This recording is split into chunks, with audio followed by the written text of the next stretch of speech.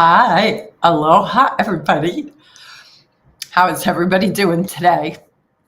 I'm excited to be here. It is, of course, just 5 days till Christmas, which is crazy.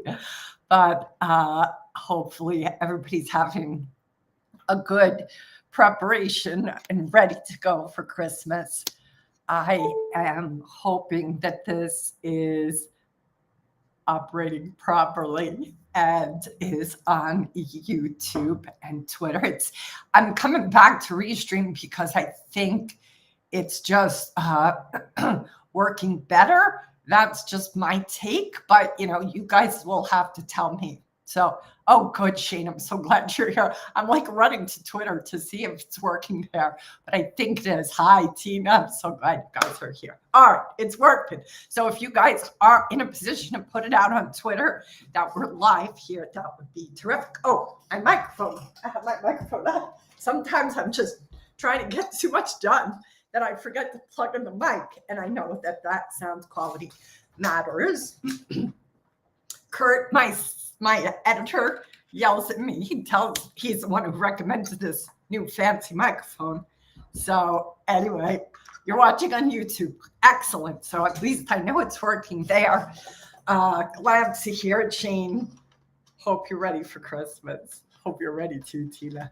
All right, guys. So what do you guys want coaching on? Tell me the mic is good. Thumbs up. Yes. It's a new fancy fangled mic. So hopefully it's good. And look, what I am writing about today for Curtin Call, if you guys are not signed up to my email list, I hope you will sign up for that because it's something that, I put together each week that focuses on things that I believe. Look, at the end of the day, I mean, maybe it's just worth saying this. Everything that I talk to you guys about is something I myself either have worked on or am working on. Good, Shane. Thank you so much.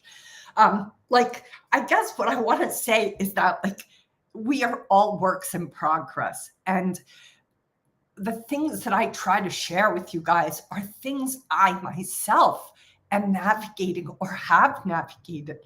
Oh, thank you so much, Tina. I'm glad you like curtain calls. Glad to hear that. Very glad to hear that.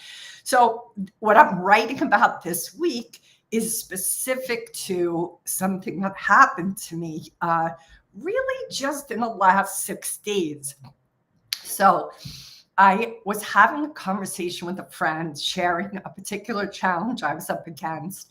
And she spoke to this particular challenge that she had experienced, there were differences, but it was the heart of the matter was the same.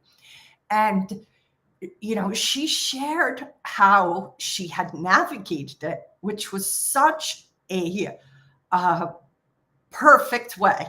I was listening her to describe how she handled it. And I was in awe of how fantastic she handled it. My Slack channel is still on, so let me mute that quick. Sorry, guys. So this is somebody I know really well, somebody I've had, been friends with for 9 years. And in that moment, I realized that there was a side to her, that there is a capability in her that I didn't ever see before. It was startling because I know her so well and because I already respect her. But I got this glimpse of, I didn't even know this was in her toolbox. And yet, here it is. Here it is with a story of how she navigates something like a champion. And I was just blown away that I never saw this aspect of her before, never saw this capability before. And what I'm writing about in this curtain call, which, you're all getting a sneak preview, if you will, is that I suspect this happens not just with other people, but with ourselves. That we have a tendency, humans, because it's how our brain is built, to sort of compartmentalize, to put ourselves into boxes and label ourselves, and say like, well, that person's an extrovert, or this person's an introvert, or I'm somebody who's shy, or I'm somebody who's not shy, or I'm somebody who, believes this, or likes the Mets, or, name whatever the label is that we throw upon ourselves or other people. And so what happened for me in the days that followed is I began to really do an inquiry on myself, to be honest, of like, how did I miss this? And I called her to acknowledge her and to just say like, wow, like you're even more impressive to me now because I've just seen this skill set that you have. I'm even more impressed with your ability to be able to have handled that with such grace, really. And it's just a reminder that all of us have a tendency to see ourselves, see the people around us in a limited way. And I don't want anybody here to fall into that trap. So the question I'm going to ask all of you guys while I have you here is it possible? Let's just start with yourself. Is it possible you have a story or a label or a file that you have put yourself into that limits you, that holds you back, that keeps you from other iterations of yourself? Now, that is a really deep question, but it's very important because if you think of yourself, let's just say as a conservative person, I'm not talking politics right now. I'm talking about a conservative trader or a conservative person. I'm a person who doesn't like to take risk. If you ever listen to the way people describe themselves, if you ever listen to how you describe yourself, most people will describe themselves as if that is who they are, but it isn't who you are. There's going to be times in your life, even if you consider yourself very conservative, where you're going to take crazy risk unexpectedly. So I want you to start to see yourself perhaps as a limitless creation who has no labels upon them. All right, Tina says, yes, it's absolutely possible to have myself in a file, maybe a few. It can be proved to be very limiting. Absolutely. And that's what I got about walking away from this situation with this friend. I had put her in a file. I had put her in a box. Now, granted, there's a lot of reasons why I did, right? There were, and not in any way negative, all great things. But this aspect of her, to me, I just didn't notice it before, but it was there the whole time, right? So that means I was blinded. I had a perspective of her that prevented me from seeing her in 3 dimensions, in all of what she was capable of. And I suspect others do this too when it comes especially to ourselves. And that's the same is true for me too, right? Not only did I limit what she was by not being able to see this aspect of her, but I do it with my own self. I am not going to be able to see myself in certain ways because I have an image of how I think I operate. So I just want you to think about that. And right along with that, I want you to think, is that also how you self-describe yourself as a trader? Think about it, guys. There are certain beliefs about how you trade, what you do, what you don't do, what you say about yourself after trading day, after this trading year, quarter. There's things you probably say about yourself and or even the style of trading because you're like, oh, this is just me. This is just how I do it. Is that true? I want you to be in the inquiry as we come to the end of this year. I'm not a big fan of New Year's resolutions. I'm more somebody who likes New Year's intentions. But if there's anything that you want to do about this shift over to a new year, I want you to look at all the labels you've got upon yourself, all the files you possibly have yourself in, all the different places you potentially have yourself in a bento box that says you're this, when maybe that is not who you are. Hello, Eric, I'm glad you're here. I love this quote from Andy Warhol. Labels are for cans, not people. So what I want you all to look at, this is your homework for the end of the year, is I want you to look at what are the labels you have about yourself, right? I could say I'm white. I could say I'm a female. I could say I'm Irish. I could say I'm a coach. I could say I live in Hawaii, right? These are all the labels. And that's an example, just that label. Before Hawaii, I was a New Yorker, right? That's how I describe myself to people. I still describe myself to people. I've lived in Hawaii almost 10 years, and I will still describe myself as a New Yorker, and not even former New Yorker. I'll be like, yeah, I'm a New Yorker. And I'm like, no, I'm not. I'm not a New Yorker anymore.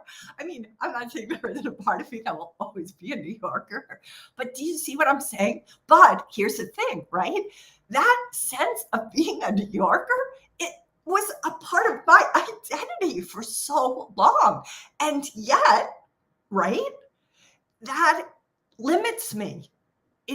Anytime we label ourselves, anytime it can be empowering, yes, but there's also a place where it keeps us in a box. And I don't want that to happen for anybody here, because it's possible there are aspects of you that you are hidden, that get hidden from sight, just like with that friend of mine, that get hidden from you about yourself because you've said you're this for so long. Yes, Shane, 100%.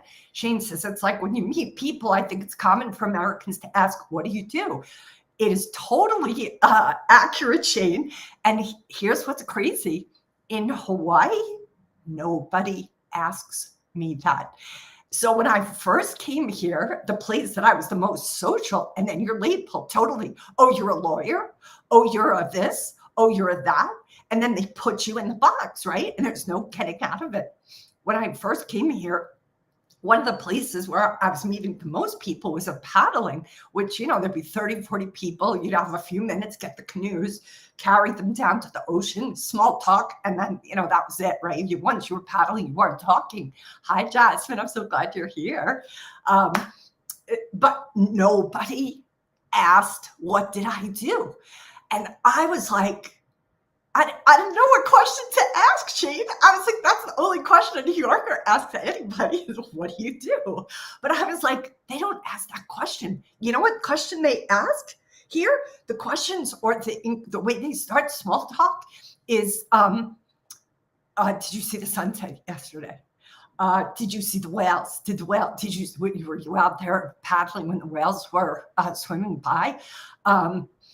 It's just wild. Like the questions here, the inquiry here is radically different than New York. The other thing they don't do here is give out business cards. And I have all these business cards and I never give them out. I still have the same amount as I had 9 years ago when I got here.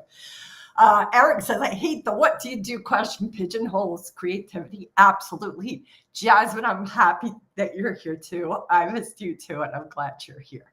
So we're talking about how maybe we ourselves limit and label ourselves, never mind other people. And what that does is it potentially stops us.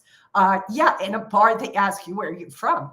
And look, Tom, I'm glad you're here, Thomas, but like on one hand, why are people doing that? Like, I don't want to make this wrong, because part of what people are doing in that moment is trying to find a way to connect to a stranger, right?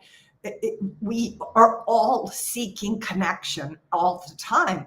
And if you find out that somebody's from a place that you're from, all of a sudden you feel like, I'm not alone. There's somebody else from New York. Like, if I meet a New Yorker here in Hawaii, oh my God, we're best friends in 2 seconds, because we're like, oh my God, you're from New York. Oh my God, you're from New York. So it's a normal habit to want to have connections to somebody. However, it isn't all of who you are. So it's just remembering, okay, right.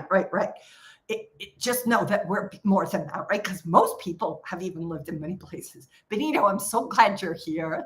I'm glad you're here. Benito says, I definitely asked that, but what I really want to know is what you chose to spend your time doing. That's a great question, Benito. I love that question. I bet you that is a question people would be really excited to share what they enjoy doing with you. Eric, those that drink enough don't answer that question. Thomas, just saying, that's true.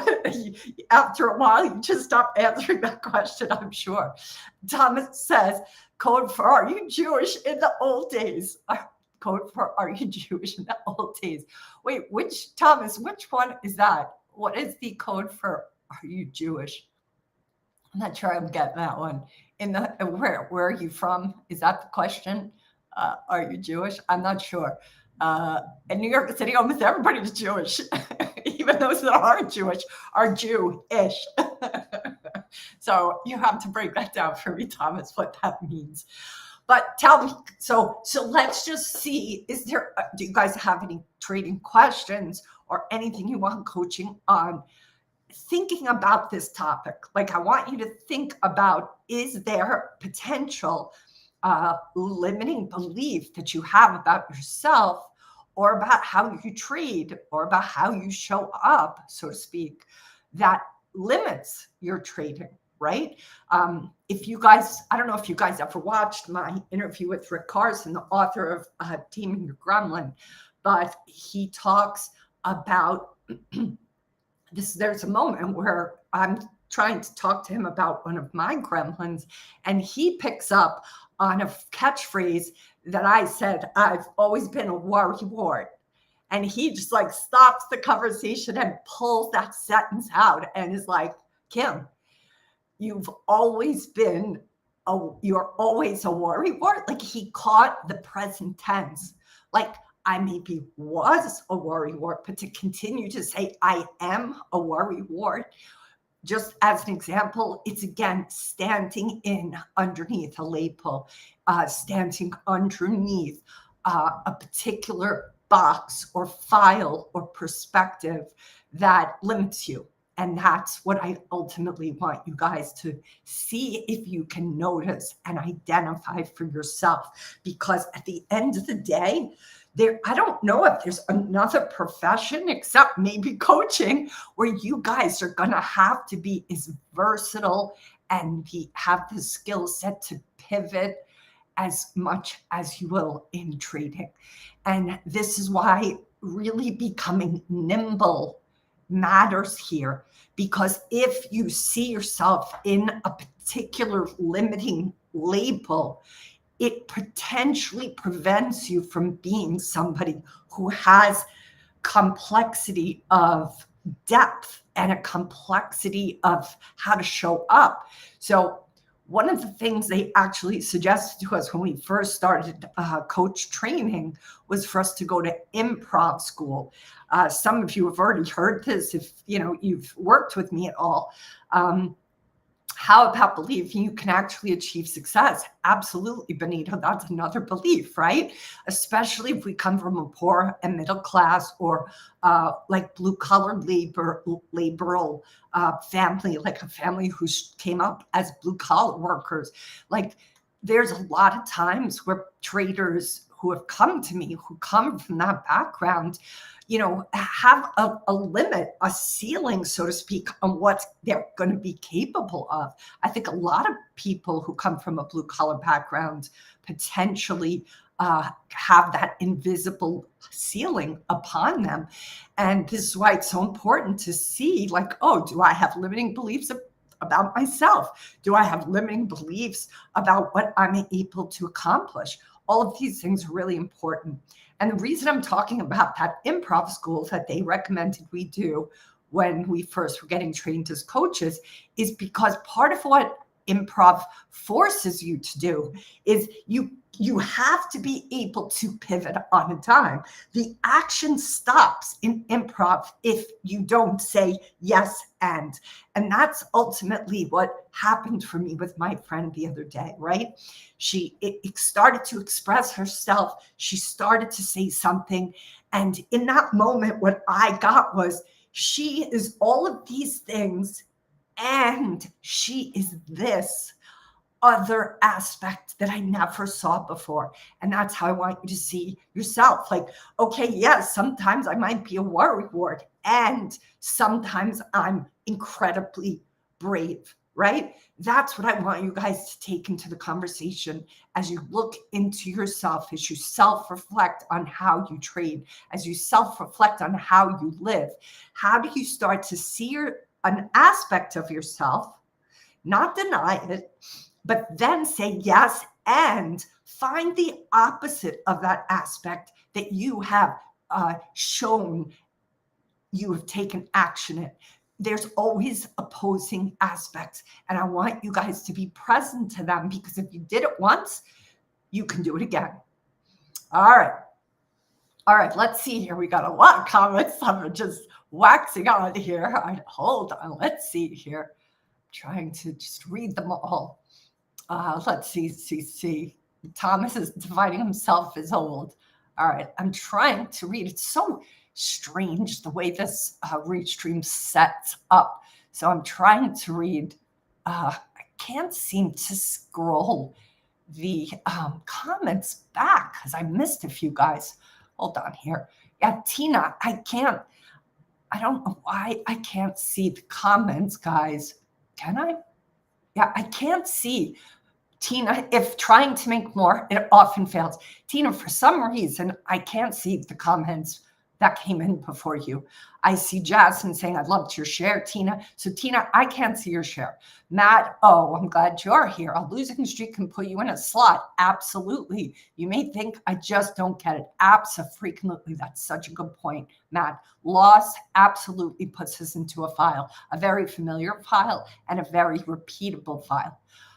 Okay, Eric says, limiting belief, can't do this, failure after failure, and on the verge of giving up, how to fight through doubt and uncertainty and turn into confidence and willpower.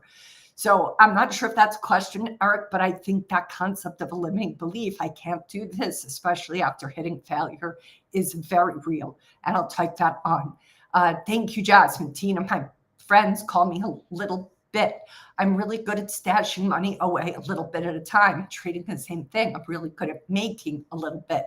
So I guess the question, Tina, is that limiting you? Like that could be serving you, but the aspect of maybe being somebody who makes a little bit is keeping you from the aspect of making a lot.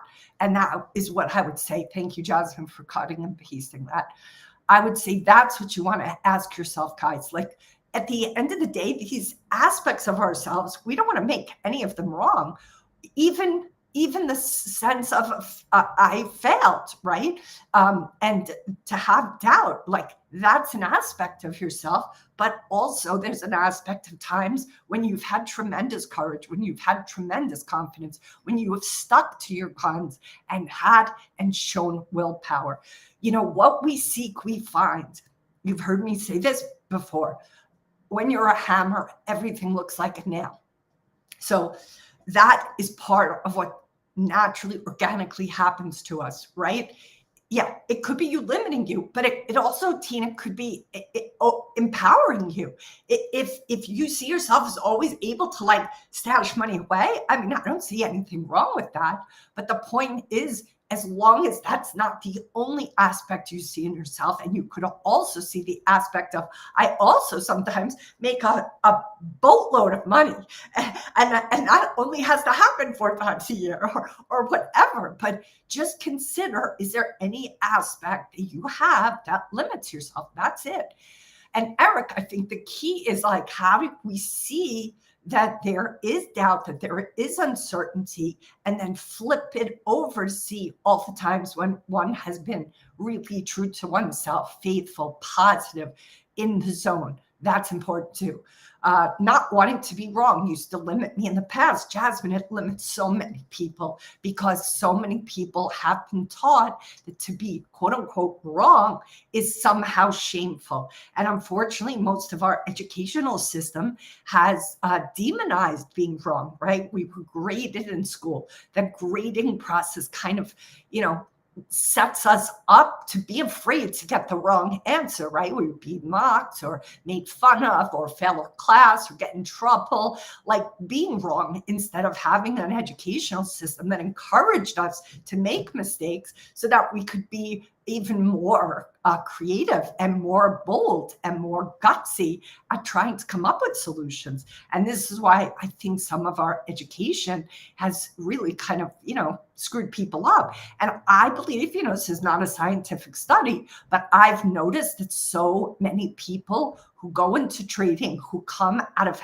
academia where they were graded for such a long period of life, they have a tendency to have a really hard time trading because they have to be right. They have to get an A. They have to get a great grade, and they don't know how to lose well. They don't know how to lose calmly and without attachment, because they had so much of their identity labeled to an A+ report card that going into trading, where you're going to be wrong probably half the time, if not more than half the time, is so disorientating to them.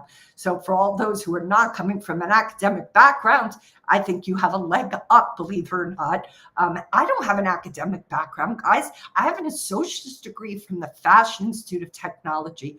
The things that I have learned has all been, as it's the fancy word is autodidact.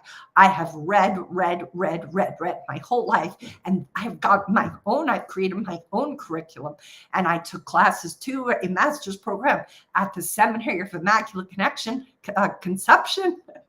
It was a connection school, and I studied with priests who had come from like Harvard and like some of the best universities in the world, all over the globe, and they were studying to be Roman Catholic priests. And as a lay person, I was like to take courses, but I had to show evidence that I was at a master's program level because I didn't have the formal degree. So I just want those who don't have that formal degree to realize that it's possible those degrees put people in a box, and that's not going to necessarily help. All right. Jasmine says, I've come to learn to accept my mistakes with open arms. That's so great, Jasmine. I'm so glad that's the case. They actually make me better, so no need to avoid them anymore. Hell yes, 100%. So powerful. We'll be wrong. We'll need to size up. We'll need to risk it for the biscuit, as some traders say. Yes, I think, Eric, everybody has these collection of phrases and sayings, and the key is to look at them all in the light of day. That is a really powerful exercise. I'm not sure you're laughing over that, but I'm glad you're laughing. There's also a practice, I don't know that this practice is available online, but you might be able to check. But it's in a book called The Marriage of Spirit, and it's a powerful, powerful, deep book. And the exercise is called the squares. I'm going to just talk a little bit about that because it's a very effective exercise. So it ultimately is an exercise in polarity. So what it does is it allows you to take, let's just take the two most pronounced, things that we could say. You would do desire to win, right? In the top left corner. I might be off with the corners because I haven't done it in a while, but let's just say top right corner, desire to lose. Right? And then the bottom left-hand corner is fear of winning. And the bottom right corner would be fear of losing. right? So what this does is it helps you identify the polarities that live within ourselves, right? And this is why this concept of aspects is so important, because most people get that and then easily can say all the reasons why they'd want to win. Like, why would you want to win? Well, maybe it gets me more money, it gets me more success, right? Like the desire that you have to win, right? But there is also, as the author just went out of my head, what is her name? The Marriage of Spirit. Her name is it Leslie? Marriage of Spirit. I'm just going to look it up quick because I want to give her props. Marriage of Spirit. Leslie Temple Thurston. That's the book's author. So the heart of this is there are aspects within ourselves that desire to lose. And this squares exercise that Leslie introduces to us helps us identify those hidden aspects, those parts of ourselves. You could call it the shadow side. You could call it the parts of ourselves that we choose to close our eyes to. These things are very important for us to see about ourselves, because while we can easily say, the fear of losing, we could identify that and the desire to win.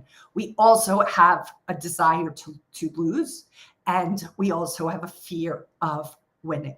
And when you start to really look for those aspects, you see so much about yourself. And I think that is just, it's a game-changing exercise. And P.S., this polarities exercises, or called the squares, you can do it over almost any topic, almost anything you're ever experiencing professionally or personally. Put it into the squares and watch you discover a part of yourself that previously was hidden from sight. It's an incredible exercise. It's a deep exercise. I remember I was on the Jersey Shore one summer, and I did that almost the whole summer on a whole boatload of different topics. It was absolutely incredible. And I was like, oh my God, there were so many aspects of myself that desired to lose, so to speak, and feared winning. And having them all identified, it was an incredible exercise that I did that whole summer on every topic that I could get my hands on. So, all right, I'm going to pause there. I haven't seen any questions come in. Please be sure, guys, that if there's anything you want coaching on, you drop it in the chats now so I can address it. I'm going to just ask you guys to maybe fill up the chat box with what are some of the aspects of yourself that, you are confident serve you. Like, I'm courageous. Like, I'm somebody who's comfortable with mistakes. Like, I want you guys to give me 3 aspects each, to anybody who's here in the chat box, that you are proud of, that you are happy with, that you say to yourself, I'm so happy I have this aspect about myself. If you guys are willing to share those with me, I'd love to see what they are, because I think aspects can be very powerful, can be very empowering. And I don't want anybody here to think I'm saying those aspects of us are wrong. I just am implying that potentially, because we have a tendency to step into limited thinking sometimes, I am courageous and don't care what others think. I like it, Jasmine. Those are excellent aspects of yourself. I'm so happy to hear that. So yeah, see if there's anybody else who's willing to share these aspects about yourself. I would love to hear what they are. What was I going to say? There's something that just went through my head about the aspects. Oh, and I want to just see if there's anybody that you have, either yourself. Good, Shane. I'm very good at adapting. Helps with trading as well. Excellent. I like that aspect. That's a great aspect you've identified. Well done. Anybody else, please put your aspects here in the chat box. And also, please be sure to tell me if you want any coaching on anything specific. I'd love for you guys to take the homework into Christmas to see if you can identify what aspects you may have of yourself that are limiting. That's what I want you guys to think about. I know I want to speak to another book, but first I want to read Tina's. I study hard, have a high level of determination, and improving gradually. Love that. Love that. It's a trifecta, Tina. Good job, you. Well done. Thomas, I love it. I am loyal. That is a great aspect. Jasmine, I'm open-minded, so more willing to try new things. Love it. Benito, my mom said resourcefulness and frugality. Do you agree with your mom, Benito? This is important now. If you do agree with your mom, then I'm very happy that these are your aspects. That's fantastic. Darth Trader, good to have you here. Gracious with myself through the learning curve. Wow, that is such a good one, Darth Trader. I love it, because if we're not gracious with ourselves as we go through a learning curve, oh my God, it's going to be ugly. So good job, you. Benito, 100% is a good answer. I am so happy. That is such good news. All right, so here's the other book I want to talk about. The book is called The Art of Possibility. And this is written by the Zanders, Ben Zander and Rosamund Zander, their husband and wife. This is great, easy read, guys. This book, like I talk about a lot of books, this book you could just put away in a couple of days. Like it is short chapters. Like I call them potato chip chapters. Potato chip chapters are like short, crispy, and bam, you read it, and it's 2-3 pages, you're done. Next chapter. You can't put it down because it's like salted potato chips. You just want to keep going. You want to just keep going. The Art of Possibility. It's such a delicious book. It's just like a sweet little donut of great advice and great perspective. And he talks about how each of us can practice living in the place from possibility when we notice where we have limitations on ourselves, where we place ourselves in a mindset that stops us. I'm so glad you added it to your list, Jasmine. The concept that the Art of Possibility talks about to me, because I'm always trying to look through the lens of what you guys are going through as traders, is that it opens up the vista. And there's a great quote from Rumi that says, beyond the field of right and wrong, there's another field. I will meet you there. I'm, paraphrasing it, but that quote is about stepping into possibility. We have a tendency, because of the culture we are all in, no matter what country you're from on the globe, we all are coming from a place of what's right, what's wrong, what's good, what's bad. Again, all man-made labels. But the concept of that Rumi quote is that is a field of right, a field of wrong. And he's trying to say, what if you take yourself up and out of that field and go into a field where those things are not defined? Because then you potentially get to see and create more. And that is ultimately what the book, The Art of Possibility, is all about. It's the concept of how limiting our minds can be, how limiting our labels can be, how we can tell ourselves we can't do certain things based on previous past experiences, which have nothing to do with the current and not anything to do, for God's sakes, for the future. So what you couldn't do in the past doesn't mean you couldn't do it today. It just means you didn't do it then. What if now you're ready? I'm going to tell you this crazy story of my friend who was on the Jersey Shore. It was my birthday. I'm pretty sure it was my 40th birthday. And her present to me was to take me parasailing out on the ocean, the Atlantic Ocean. This is not Hawaii, people. It's, I mean, even in the summer, the water is cold until like August. So anyway, we get to the boat, and I am absolutely scared shitless, guys. I'm like, we're going up how high? I know we're going to be over the water, but like I was a nervous wreck, but I was going to do it anyway. Like she bought these tickets. This was her gift. I was like, didn't want to be rude, but I was scared because I don't love the heights. So, but I had already done that high ropes course, years previously. So I was like, I can do this. I can do this. I'm talking myself into it. And the funny thing is we get up, Eric, I'll answer your question 1 second. We get up there. I mean, hundreds. We had to be 1,000 feet off the ocean. I mean, we were up really high. The boat was down there, it was like a parasail. So the sail, like we were up high. And the quiet that was up there was like you could hear a pin drop. I was shocked. I did not expect it to be quiet. I thought it was going to be loud with wind. It was so peaceful. It was so quiet. We couldn't even hear the engine of the boat. I mean, we were up so far. And that peace and that quiet, like somehow entered into me. And I was no longer scared. It was incredible. I don't know where the fear went. I don't know if it was the quiet or the peace of mind or the stillness, but somehow the fear drained out of me. And it was like kind of a swing, a 2-person swing that we were kind of sitting in, like some kind of a harness swing or something. And I started to sit back and kind of swing myself because I was like, ooh, I like it up here.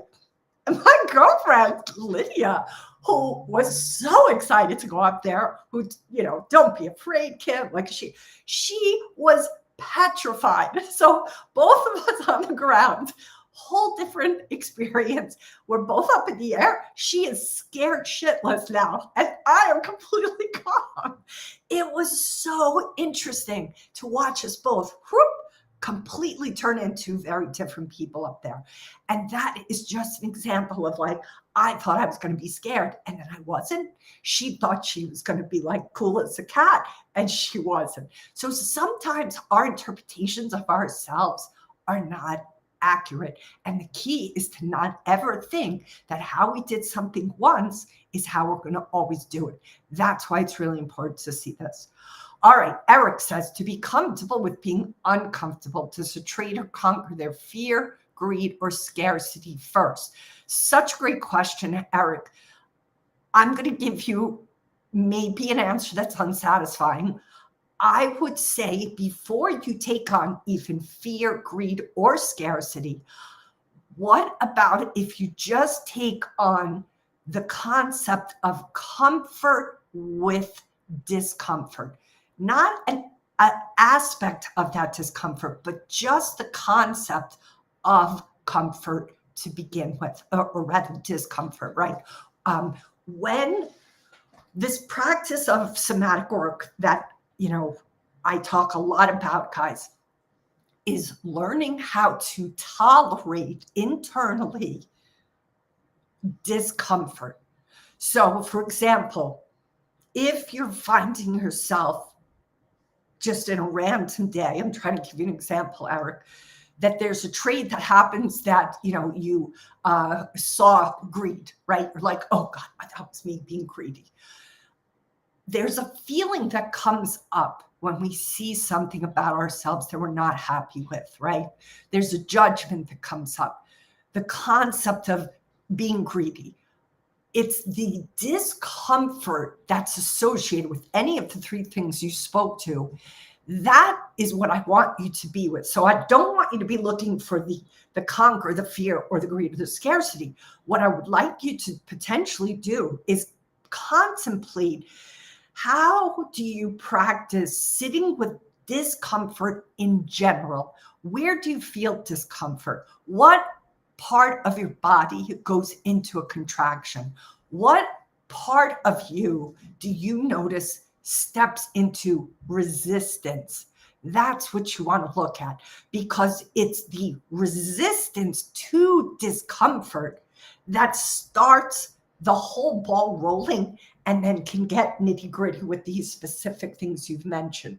So just like in the gym, when we first start to do push-ups or sit-ups, what we notice is that we can only do a certain amount, right? Because the body starts to show resistance. The muscles begin to get fatigued. And when that happens, what's going on for us is that the body is saying, we have hit the maximum quota of what we can kind of tolerate. And any good trainer or coach in a setting like that with a gym will usually take you to that a little bit over fatigue, right? They will manage it so that you don't go into injury, but you want to fatigue the muscle. This concept of being comfortable with discomfort, I want you guys to ultimately fatigue your comfort muscle. I want you to take the discomfort you can tolerate, and I want you to extend it a little bit each time. I don't want you to blow out the system the first, 5, 10, 20 times. I want you to start with just like 10 paces. Like, you notice I'm really feeling uncomfortable about something. Okay, can I be with it? These are the 2 questions that Raphael Kushner taught me, right? Can I be with it? Sometimes the answer is going to be no.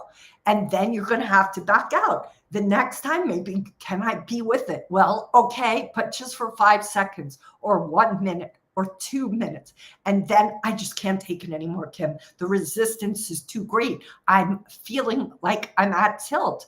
Well, then back up. That's what I want you guys to slowly work on, building up your ability to be with the discomfort as opposed to quickly popping yourself up and out of it. All right. Eric says he was in a trade yesterday and it immediately gave me a headache that went away once I sold. Yep, that was your body. That was your body telling you that it wasn't comfortable in it. So feeling my body more. Good job, you. Out of my head. Good job, you. People tell me to get out of my head and into my body. Good job, you. That is everything, Eric. So let's just identify this too. When it's hard, when it's hard for us to be in our body, we don't want to make that wrong. Those who have a hard time being connected to their body, me included, is because most of it comes from being in our feelings, being connected to our needs, being a person who felt probably it wasn't safe in our childhood because we couldn't afford to feel. We couldn't afford to be with what was happening for us, which likely, unless we were in some kind of a television, sitcom family, probably wasn't a family that was really developed to meet our needs well. So if you don't have your needs met as a child, you're going to have unpleasant feelings. You can only deal with unpleasant feelings for so long before you're going to want to, what's the magic word? Numb.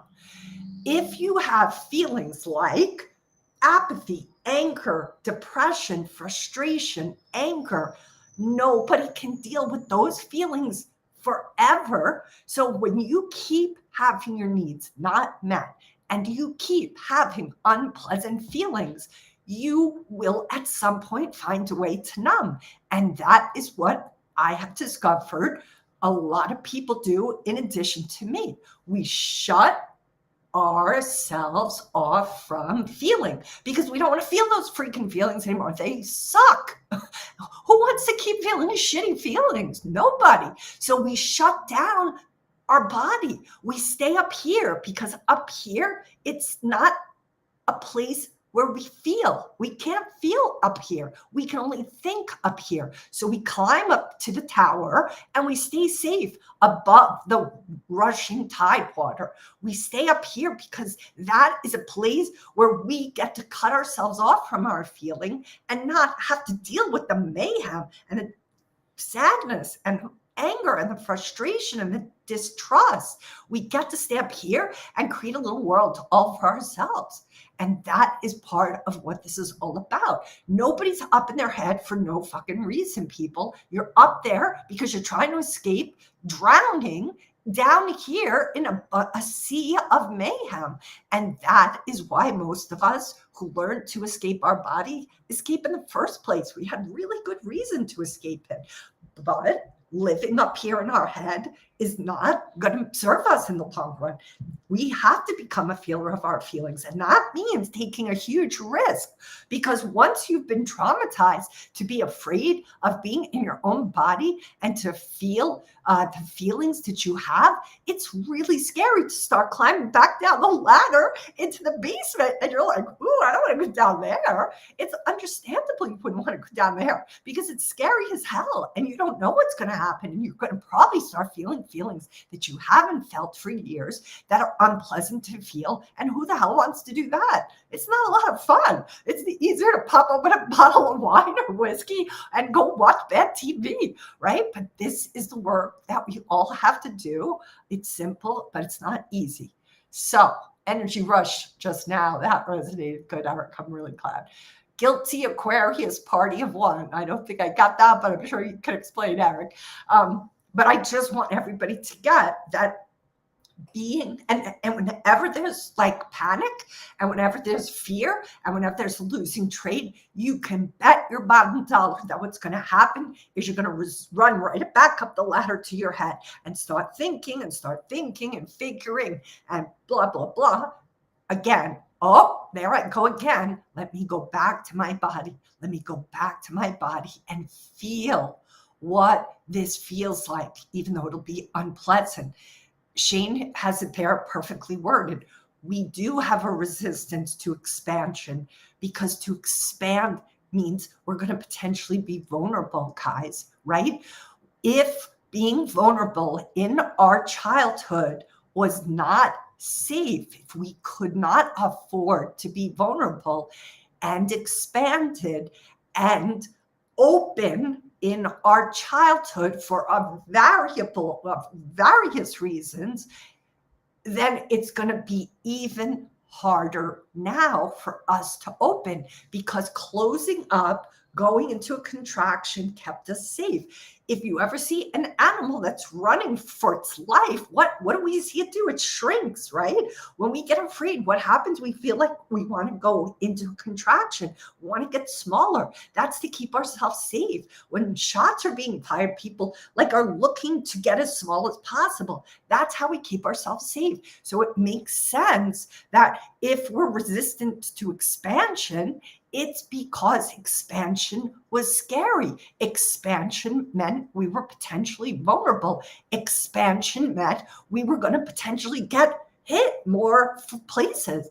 Who the hell wants that? So if we learn as children to not be expansive, to tighten up, to shrink up, to not feel, to numb ourselves and escape into the thinking and to the mind, as opposed to the feeling part of ourselves, I think we should actually pat ourselves on the back and be like, good job, you. You survived that crazy childhood of yours. Good job, you. You figured out a way to navigate through that crazy place. Okay, now you're here. Guess what? Living like that still is not necessary because the environment has changed. You probably need to give yourself the memo that the environment is new now. You're not in that same place. Although you could be if you haven't done some healing work and you find that any of the kind of, not healthy people are in your life now, then that's an indicator that, it's possible you've recreated what you had in your childhood, which happens, but it's, can be undone. Lucky for us today, can be undone. All we have to do is start to see how we might have recreated what was old. And that is also applicable to your trading, guys. It's possible that the relationship you have with the market is a relationship you used to have with one of your caretakers, one of your parents. So I would look at that as well.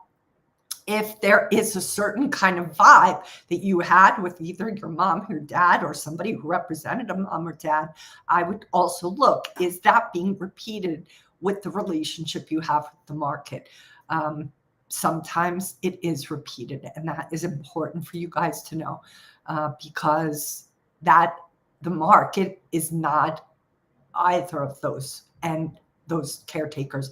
And yet, if you don't have a healthy relationship with the market, it's easy to transfer what are bad, the relationships that had any kind of compromised relationship with a caretaker could easily be projected onto the market.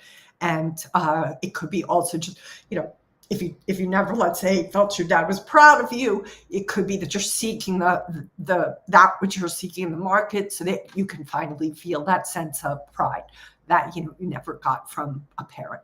So these are things that the more we start to become self-aware, the more we start to look under the hood of how our vehicle operates, what drives us, what's informing us, what are the phrases we say to ourselves when we lose, what are the phrases we say to ourselves when we get really too needy. Like, what does too needy mean to you? Is that a judgment? Is that because you didn't get a certain kind of affirmation in certain places in your life currently or in the past?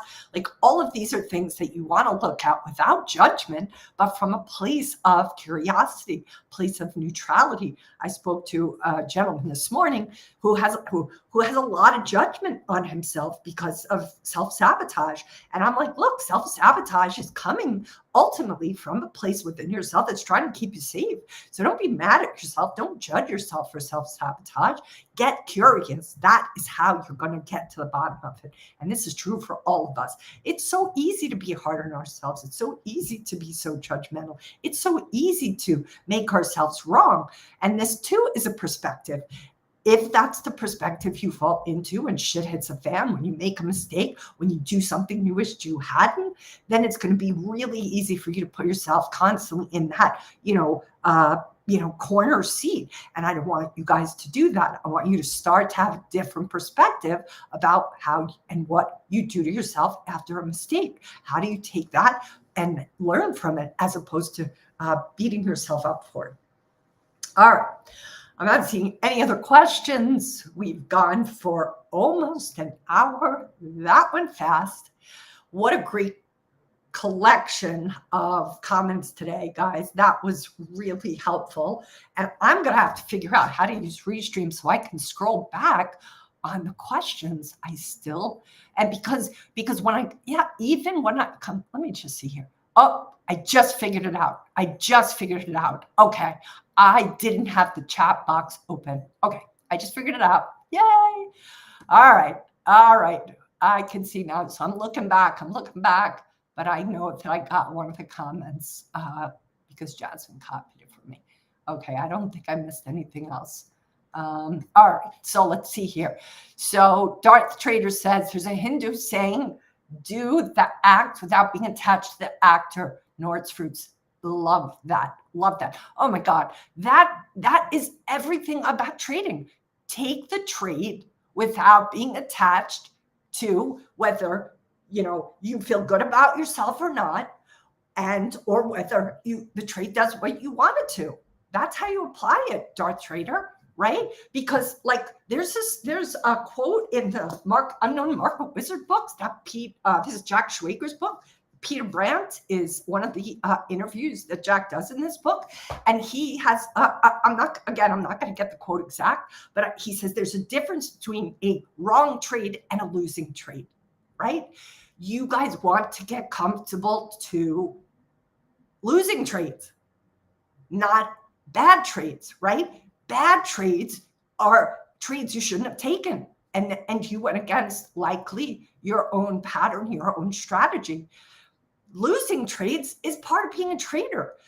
If you aren't comfortable with losing trades, guess what, guys? That's going to be a heavy road. Because you're never going to be 100% of the time right. You're probably not even going to be 50% of the time right. Jason Shapiro talks about his win rate is 38%. That means a lot of not being right, but he's okay for that because he is not attached to the fruits, nor is his identity as the actor of that trade. Is he taking it personally, right? Yes. I talked about that a lot, Eric, that the attachment style everybody is defines and helps us understand better the kind of trader we are. So yes, I send people all the time to Diane Poole Heller's website. She has a attachment style assessment. I recommend people go check her out. The assessment is free. You just have to sign up for her email and you'll get your results. But I always suggest people find out their attachment style. I have at least 2 podcasts of a attachment style expert. Her name, oh gosh, what is her name? She's in. If you guys look inside of the Wall Street Coach podcast, you're going to see 2 conversations. We do a deep dive in that conversation. Is it Michelle? For crying out loud. Both brownie points to whoever could go find those 2 interviews that I did with her. I know attachment styles in the title. So look at the Wall Street Coach podcast. Look for my 2 attachment style conversations. They are so fantastic because my guest talks at length about the impact and specific things. Because of our collaboration, we talked offline about exactly what traders struggle with, and she was able to just put it into really great descriptors of attachment styles and what we noticed among a lot of traders with their attachment style. So check those out. All right, guys, I'm going to shut her down. I am so happy to have done this with all of you guys today. I want everybody to have a wonderful Christmas. In Hawaii, we say Mele Kalikimaka, which probably all of you know from that Bing Crosby song from way back when. Also, let me do a quick shout out to my second group coaching, which is going to start in January. I'm going to be doing that probably the second week of January, and I'm trying to get that link here. We had such a fantastic group before. I really hope some of you, if it feels like it's a match for you, will come and do it. It was just, oh my goodness, it was just amazing, wasn't it, Shane? It was really great. Thank you guys so much for being here. I'm going to put the link here in the box if you want to be part of the acceleration group that starts in January. I'd love to have you guys there. Some of you, I think, would really be served by it. So I think that is everything. Enjoy your Christmas, guys. Be kind to yourself. If you're spending time with family that you don't spend a lot of time with, be gentle with yourself, with them, be gentle with them. Everybody always gets a little kind of hot under the collar at the holiday time. So just be as patient as you can with yourself. Take breaks when you need it, and be kind to those around you as best you can. And sometimes the best kindness you can show is to just, not spend that much time with them. So use your judgment, and the people that make you feel good and make you come alive and make you feel like, happy, then be sure to spend lots of time with them. Okay. I love you guys so much. I hope the Christmas is Santa surprises you with something under the tree. And thank you